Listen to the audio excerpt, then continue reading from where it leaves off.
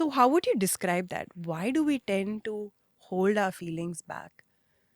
So our breath and our feelings have a very close relationship. You're angry, your breath changes. Yeah. You're calm, relaxed, your breath changes. Yeah. Right? So, and as we grow up, we all go through life challenges. We all go through some adversities, some contrasting situations. Yeah. And the end product of any experience is an emotion. Right? Any experience, the end product is the emotion. Yeah. We as body memorize these emotions.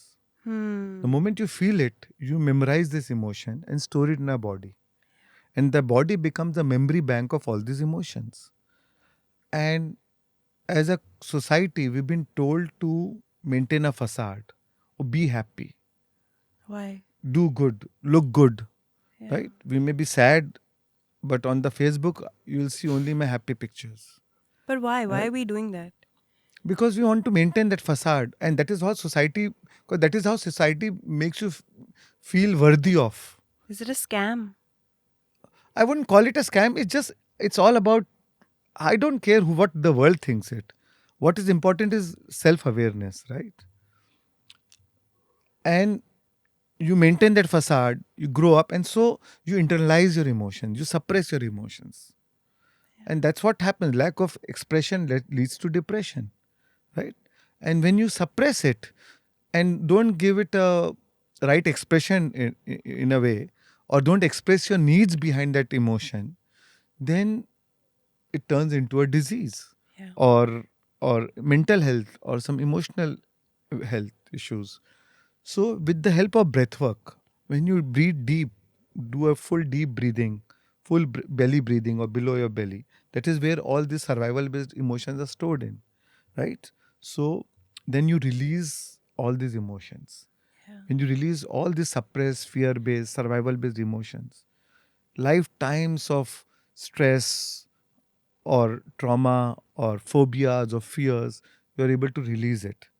And when you release it, you feel the freedom, because memory without that emotional charge is called freedom.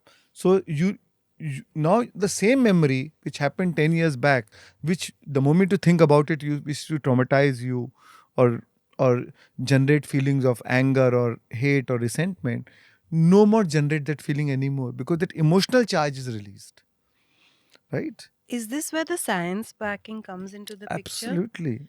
So the Absolutely. spirituality, I think we've understood we feel these emotions, it's trapped into us. But how does the science play? Like, is there evidence around Yeah, this? yeah, yeah. I mean, now there are so many gadgets which can measure everything, right? Hmm. So, so every time you liberate these emotions, you liberate so much of energy, because these emotions are not stored in your body sitting idle. You may think you might think you have buried it down, or it is a frozen memory, but it needs energy. It consumes a lot of energy to survive, to stay.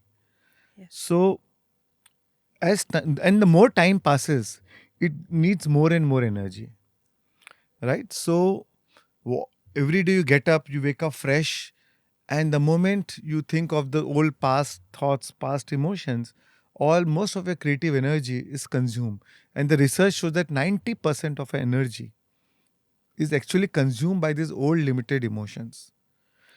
So you have only 10% energy for your creative work, for your dreams, for your desires, for your aspirations, for your passion. And when you unmemorize these emotions, you liberate so much of energy.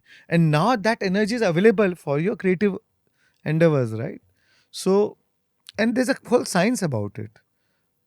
That, and when you actually tap into into that 90%, and if it actually frees you, you're going to be able to achieve so much more. And not success. I'm not even talking about achieving success. Achieving happiness and joy, which we are constantly chasing on that 10% fuel. Exactly. So it's not like we get happiness. We are We are happiness. happiness. That is our consciousness. That is our true nature. Yeah. Satya Chitta Anand, right? We are happiness. But the block between us and us to experience that happiness is this survival based emotions, Which is the which is, 90% of the. yeah. But once you drop that wall, once you release that, once you liberate that, then you become what you really are, which is pure happiness. So you don't even have to do an extra You step do after that. no, you don't need to do, because that is your true nature. Happiness is your true nature. Being wholeness is your true nature. You're wired for wellness. You're wired for great health. We are wired for abundance. It is just that we have conditioned ourselves and have created a wall against that, because of that conditioning, because of that psychological conditioning, emotional conditioning, right? And once you drop that conditioning, once you uh, detoxify, like what breathwork does is emotionally detoxify you, right? And then you are liberated, then you are released.